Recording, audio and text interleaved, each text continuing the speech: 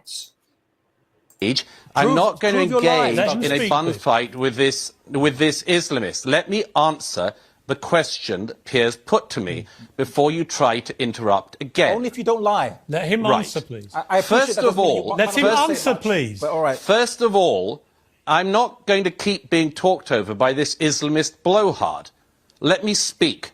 First of all, your first guest treated us to the first bit of mouthwash this evening by claiming that the word jihad can mean absolutely anything. Nonsense. When a big bearded member of Hizb ut-Tahrir calls for jihad on the streets of London, then they are not calling for an interpersonal struggle with the nature of the divine. They are calling for violence. And anyone who can't recognise that should be questioned about their own motives. Secondly, we've just been treated to a monologue about casualty figures in Gaza. Where do these figures come from? I'll tell you where they come from. They come from Hamas. It's quite remarkable to me that 2 months after the October the 7th massacre, the Israelis still don't know the precise number of people murdered on October the 7th. There's a reason for that, because it takes time to work out massacres of that scale. One of the striking, you know, I just don't know if either of your guests are going to allow me a word in. Because you are lying, and even the numbers from Israel, from the IDF, which are not accredited. No. You will, These are your it's numbers. really interesting hearing somebody who presents themselves as a moderate being a spokesperson for Hamas. So let me continue.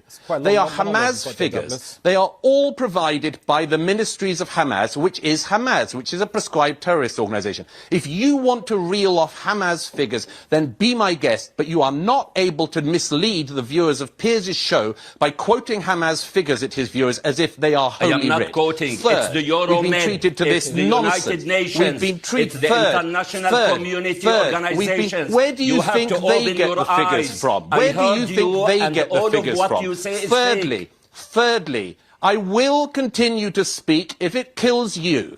Thirdly, World War II.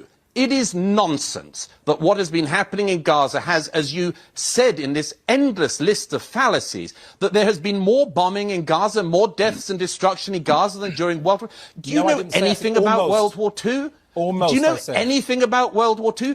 In Dresden alone, Dresden alone, take one German city.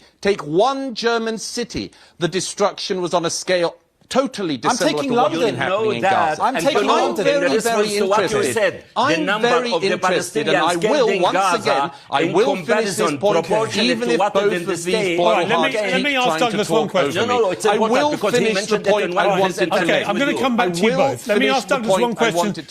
Douglas, specifically about the doctor. It is very important for your viewers to hear the following definition. The definition of terrorism is the deliberate targeting of innocent civilians. That is what Hamas specializes in. That is what Hamas did on October the 7th. And that's what is happening in Gaza also. Is what Israel is doing terrorism? No, for the following reason. And again, you can lie about this if you want, but do not expect not to be challenged about it. What the IDF is doing is the same manner of war as the British Army, the American Army, and all other armies in the civilized world. They target terrorists like Hamas, and there are civilian casualties. Yes, there are. But it is not the aim of the IDF any more than it is of the British or American armies to target civilians. And anyone who pretends otherwise is lying to the public watching.